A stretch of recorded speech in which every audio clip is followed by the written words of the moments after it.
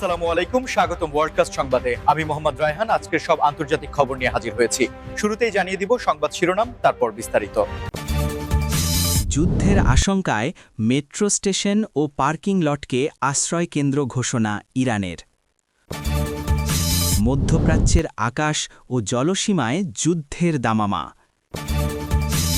ইরানের সেনাবাহিনীতে আরও 1000 নতুন ড্রোন। ফিলিস্তিনের পর এবার ইরান, ইসরায়েলের নতুন যুদ্ধ টার্গেট। 10ম দিনে ইসরায়েল ইরান যুদ্ধ, মার্কিন হামলার পর বিশ্বজুড়ে প্রতিক্রিয়া। আপনি যদি ইসরায়েলের ধ্বংস চান এবং মুসলিমদের বিজয় চান, তাহলে ভিডিওটিতে একটি লাইক ও চ্যানেলটি সাবস্ক্রাইব করে যাবেন। আসসালামু আলাইকুম, স্বাগতম জানাচ্ছি ওয়ার্ল্ডকাস্ট সংবাদে। আমি মোহাম্মদ রায়হান। এতক্ষণ শুনছিলেন সংবাদ শিরোনাম, এবার বিস্তারিত। শুরুতেই আমরা যে খবরটির দিকে নজর দিচ্ছি তা হল মধ্যপ্রাচ্যের বর্তমান পরিস্থিতি নিয়ে ইরানের অভ্যন্তরীণ প্রস্তুতির খবর। যুদ্ধের দামামা বেজে ওঠার সাথে সাথেই ইরানের সাধারণ মানুষের নিরাপত্তা নিশ্চিত করতে দেশটির সরকার এক নজিরবিহীন সিদ্ধান্ত গ্রহণ করেছে, যেখানে বলা হচ্ছে যুদ্ধের আশঙ্কায় মেট্রো স্টেশন ও পার্কিং লটগুলোকে এখন থেকে জরুরি আশ্রয়কেন্দ্র বা বম শেল্টার হিসাবে ব্যবহার করা হবে।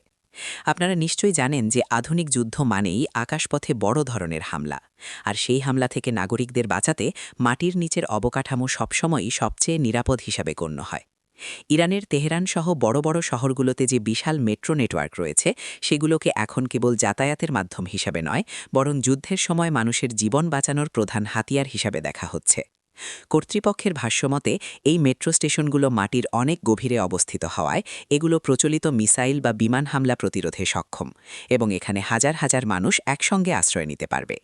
শুধু মেট্রো স্টেশনই নয়, বড় বড় শপিং মল এবং আবাসিক এলাকার মাল্টিলেভেল আন্ডারগ্রাউন্ড পার্কিং লটগুলোকেও জরুরি অবস্থায় ব্যবহারের জন্য প্রস্তুত করা হচ্ছে, যেখানে থাকবে পর্যাপ্ত পানি, শুকনো খাবার এবং প্রাথমিক চিকিৎসার ব্যবস্থা। এই খবরটি ছড়িয়ে পড়ার পর ইরানের সাধারণ নাগরিকদের মধ্যে এক ধরনের মিশ্র প্রতিক্রিয়া দেখা যাচ্ছে। একদিকে যেমন যুদ্ধের আতঙ্ক কাজ করছে, অন্যদিকে সরকারের এই আগাম প্রস্তুতি কিছুটা হলেও স্বস্তি দিচ্ছে যে বিপদের মুহূর্তে তাদের অন্তত লুকানোর জায়গা থাকবে। বিশ্লেষকরা বলছেন, ইউক্রেন যুদ্ধে আমরা দেখেছি কিভাবে কিয়েফের মেট্রো স্টেশনগুলো মাসের পর মাস মানুষের ঘরবাড়ি হয়ে উঠেছিল। ইরান সম্ভবত সেই অভিজ্ঞতা থেকেই আগেভাগে নিজেদের সিভিল ডিফেন্স সিস্টেমকে শক্তিশালী করছে। তবে প্রশ্ন হল, তেহরানের এই বিপুল জনসংখ্যার জন্য এবার আমরা দৃষ্টি ফেরাচ্ছি মধ্যপ্রাচ্যের জলসীমা ও আকাশসীমার দিকে, যেখানে পরিস্থিতি প্রতি মুহূর্তে আরও জটিল হয়ে উঠছে এবং এক কথায় বলতে গেলে যুদ্ধের দামামা বাজছে পুরো দমে। বর্তমান ভূরাজনৈতিক প্রেক্ষাপটে মধ্যপ্রাচ্যের আকাশ ও জলসীমা এখন বিশ্বের সবচেয়ে স্পর্শকাতর অঞ্চলে পরিণত হয়েছে, কারণ বিভিন্ন পরাশক্তির যুদ্ধজাহাজ ও ফাইটার জেটের উপস্থিতি এখানে নজিরবিহীনভাবে বেড়েছে। লোহিত সাগর থেকে শুরু করে পারস্য উপসাগর এবং হরমুজ প্রণালী পর্যন্ত পুরো এলাকা জুড়ে এখন চরম উত্তেজনা বিরাজ করছে, যেখানে একদিকে মার্কিন যুক্তরাষ্ট্রের নেতৃত্বাধীন পশ্চিমা জোটের নৌবহর টহল দিচ্ছে, অন্যদিকে ইরান ও তার মিত্ররা নিজেদের জলসীমার নিরাপত্তা নিশ্চিত করতে পাল্টা মহড়া চালাচ্ছে। সামরিক বিশ্লেষকরা এই পরিস্থিতিকে পাউডার কেক বা বারুদের স্তূপের সাথে তুলনা করছেন, যেখানে সামান্য একটি ভুল বোঝাবুঝি বা অনিচ্ছাকৃত হামলা পুরো অঞ্চলকে ভয়াবহ যুদ্ধের দিকে ঠেলে দিতে পারে। আকাশসীমার কথা যদি বলি, তবে দেখবেন গত কয়েকদিনে বাণিজ্যিক বিমানের রুটগুলোতে বড় ধরনের পরিবর্তন এসেছে, কারণ কোনো যাত্রীবাহী বিমানই এখন এই যুদ্ধবিক্ষুব্ধ এলাকার উপর দিয়ে উঠতে চাইছে না, যার ফলে আন্তর্জাতিক এভিয়েশন সেক্টরেও বড় ধরনের আর্থিক ধাক্কা লাগছে।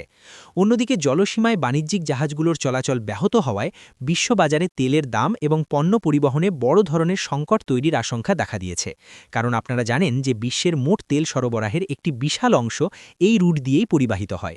এই উত্তেজনার মধ্যেই খবর পাওয়া যাচ্ছে যে বিভিন্ন দেশের রাডার সিস্টেমগুলো হাই অ্যালার্টে রাখা হয়েছে এবং আকাশ প্রতিরক্ষা ব্যবস্থাকে সর্বোচ্চ স্তরে প্রস্তুত করা হয়েছে, যাতে যে কোনো ড্রোন বা মিসাইল হামলা প্রতিহত করা যায়। পরবর্তী খবরে আমাদের আলোচনার কেন্দ্রবিন্দু ইরানের সামরিক সক্ষমতা বৃদ্ধি, বিশেষ করে তাদের ড্রোন প্রযুক্তির অভূতপূর্ব উন্নয়ন নিয়ে। সম্প্রতি ইরানের সেনাবাহিনীতে আরও 1000 নতুন ড্রোন যুক্ত করার ঘোষণা দেওয়া হয়েছে, যা শুধুমাত্র একটি সংখ্যা নয়, বরং মধ্যপ্রাচ্যের সামরিক ভারসাম্যে একটি বড় পরিবর্তনের ইঙ্গিত। আপনারা জানেন যে আধুনিক যুদ্ধক্ষেত্রে ড্রোনের ভূমিকা কতটা অপরিহার্য হয়ে উঠেছে। বিশেষ করে সাম্প্রতিক সময়ে বিভিন্ন যুদ্ধে আমরা দেখেছি কিভাবে সস্তা অথচ কার্যকর ড্রোনগুলো কোটি কোটি ডলারের মিসাইল ডিফেন্স সিস্টেমকে ফাঁকি দিতে সক্ষম। ইরান যে নতুন 1000 ড্রোন তাদের বহরে যুক্ত করেছে তার মধ্যে রয়েছে সার্ভিলেন্স বা নজরদারি ড্রোন যা শত্রুর অবস্থান নিখুঁতভাবে শনাক্ত করতে পারে এবং সুইসাইড ড্রোন বা কামিকাজে ড্রোন যা সরাসরি লক্ষ্যবস্তুতে আঘাত এনে ধ্বংস করে দিতে পারে। সামরিক বিশেষজ্ঞদের মতে এই ড্রোনগুলোর রেঞ্জ এবং কার্যক্ষমতা আগের চেয়ে অনেক গুণ বাড়ানো হয়েছে, যা তাদের প্রতিপক্ষের জন্য বড় চিন্তার কারণ হয়ে দাঁড়িয়েছে। এই বিশাল সংখ্যক ড্রোন একসঙ্গে যুক্ত হওয়ার ফলে ইরানের সেনাবাহিনী এখন আকাশপথে সোয়ার্ম অ্যাটাক বা ঝাঁক বেঁধে আক্রমণ করার সক্ষমতা অর্জন করেছে, যা প্রচলিত রাডার সিস্টেমের পক্ষে শনাক্ত করা এবং প্রতিহত করা অত্যন্ত কঠিন।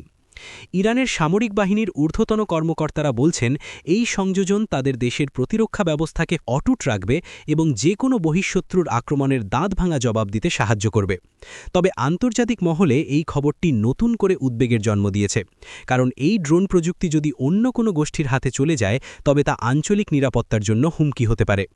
প্রযুক্তিগত দিক থেকে ইরান যে কতটা এগিয়েছে তা এই ড্রোনগুলোর ডিজাইন এবং সক্ষমতা বিশ্লেষণ করলেই বোঝা যায়, যেখানে তারা পশ্চিমা প্রযুক্তির উপর নির্ভর না করেই নিজস্ব প্রযুক্তিতে এগুলো তৈরি করেছে। আমাদের পরবর্তী হেডলাইনটি অত্যন্ত গুরুত্বপূর্ণ এবং কৌশলী, যেখানে প্রশ্ন উঠছে ফিলিস্তিনের পর এবার কি তবে ইরানি ইসরায়েলের পরবর্তী সরাসরি যুদ্ধের টার্গেট হতে যাচ্ছে? গত কয়েক দশকের ছায়াযুদ্ধ বা শ্যাডো ওয়ারের ইতিহাস দেখলে বোঝা যায় যে দুই দেশের মধ্যে সরাসরি সংঘাত না হলেও সাইবার হামলা, গুপ্তহত্যা এবং প্রক্সি যুদ্ধের মাধ্যমে তারা একে অপরের ক্ষতি করার চেষ্টা করে আসছে। কিন্তু সাম্প্রতিক ঘটনাবলী এবং ইসরায়েলি প্রশাসনের কিছু মন্তব্য বিশ্লেষণ করলে দেখা যায় তারা এখন আর কেবল প্রক্সি দমনের মধ্যে সীমাবদ্ধ থাকতে চাইছে না, বরং মূল উৎসে আঘাত করার পরিকল্পনা করছে বলে অনেক বিশ্লেষক মনে করছেন। ফিলিস্তিন সংঘাতের প্রেক্ষাপটে ইসরায়েল বারবার দাবি করে আসছে যে তাদের নিরাপত্তার প্রধান হুমকি আসছে তেহরান থেকে, এবং এই অভিযোগের ভিত্তিতেই তারা আন্তর্জাতিক মহলে ইরানের বিরুদ্ধে কঠোর ব্যবস্থা নেওয়ার লবিং করছে। ইসরায়েলের নতুন যুদ্ধ টার্গেট হিসেবে ইরানের নাম উঠে আসার পেছনে কারণ হল ইরানের পারমাণবিক কর্মসূচি এবং আঞ্চলিক প্রভাব বিস্তার, যা তেল আবিব নিজেদের অস্তিত্বের জন্য হুমকি মনে করে। অন্যদিকে ইরানও স্পষ্ট জানিয়ে দিয়েছে যে তাদের মাটিতে কোনো আঘাত আসলে তারা চুপ করে থাকবে না এবং তাদের কাছে ইসরায়েলের যে কোনো স্থানে আঘাত হানার মতো মিসাইল সক্ষমতা রয়েছে। এই পাল্টাপাল্টি হুমকির ফলে পুরো মধ্যপ্রাচ্য এখন একটি টাইম বোমার ওপর বসে আছে। সামরিক কৌশলবিদরা বলছেন ইসরায়েল যদি সরাসরি ইরানে হামলা চালায় তবে তা আর কেবল দুটি দেশের মধ্যে সীমাবদ্ধ থাকবে না, বরং এতে যুক্তরাষ্ট্র, রাশিয়া এবং ইউরোপের দেশগুলো জড়িয়ে পড়তে পারে, যা তৃতীয় বিশ্বযুদ্ধের রূপ নিতে পারে। সাধারণ মানুষের মনে এখন একটাই প্রশ্ন, বিশ্বনেতারা কি এই সম্ভাব্য সংঘাত থামাতে কোনো কার্যকর ভূমিকা রাখতে পারবেন, নাকি যুদ্ধের এই আগুন আরও ছড়িয়ে? শেষ খবরে আমরা আলোচনা করব চলমান উত্তেজনার 10ম দিন এবং মার্কিন হামলার পরবর্তী বিশ্ব প্রতিক্রিয়া নিয়ে। ইসরায়েল ও ইরানের মধ্যে চলমান ছায়াযুদ্ধ এবং উত্তেজনার আজ 10ম দিন চলছে, কিন্তু পরিস্থিতি শান্ত হওয়ার বদলে আরও ঘোলাটে হয়েছে, বিশেষ করে মার্কিন যুক্তরাষ্ট্রের সরাসরি হস্তক্ষেপ বা হামলার পর। খবর পাওয়া যাচ্ছে যে মার্কিন বাহিনী মধ্যপ্রাচ্যের নির্দিষ্ট কিছু লক্ষ্যবস্তুতে বিমান হামলা চালিয়েছে, যাকে তারা প্রতিরক্ষামূলক ব্যবস্থা হিসেবে দাবি করছে। কিন্তু এই হামলার পরেই বিশ্বজুড়ে তীব্র প্রতিক্রিয়া শুরু হয়েছে। রাশিয়া এবং চীন কড়া ভাষায় এই হামলার নিন্দা জানিয়েছে এবং সতর্ক করেছে যে আমেরিকার এই হস্তক্ষেপ আগুনে ঘি ঢালবে এবং শান্তি প্রক্রিয়াকে অসম্ভব করে তুলবে। অন্যদিকে ইউরোপীয় ইউনিয়ন এবং জাতিসংঘের পক্ষ থেকে সব পক্ষকে সংযত থাকার আহ্বান জানানো হলেও বাস্তবে তার কোনো প্রতিফলন মাঠে দেখা যাচ্ছে না। বিশ্ব অর্থনীতির ওপর এই যুদ্ধের প্রভাব এরই মধ্যে পড়তে শুরু করেছে। শেয়ার বাজারে অস্থিরতা, তেলের দাম বৃদ্ধি এবং স্বর্ণের বাজারে ঊর্ধ্বগতি সাধারণ বিনিয়োগকারীদের কপালে চিন্তার ভাঁজ ফেলেছে। বিভিন্ন দেশের রাস্তায় সাধারণ মানুষ যুদ্ধবিরোধী স্লোগান নিয়ে নামছে। তারা বলছে যে আর কোনো নতুন যুদ্ধ পৃথিবী সহ্য করতে পারবে না। 10 দিনের এই উত্তেজনা প্রমাণ করে যে আধুনিক বিশ্বে কোনো সংঘাতই আর স্থানীয় থাকে না, বরং তার প্রভাব পড়ে সুদূর বাংলাদেশ থেকে শুরু করে আমেরিকা পর্যন্ত সব মানুষের দৈনন্দিন জীবনে।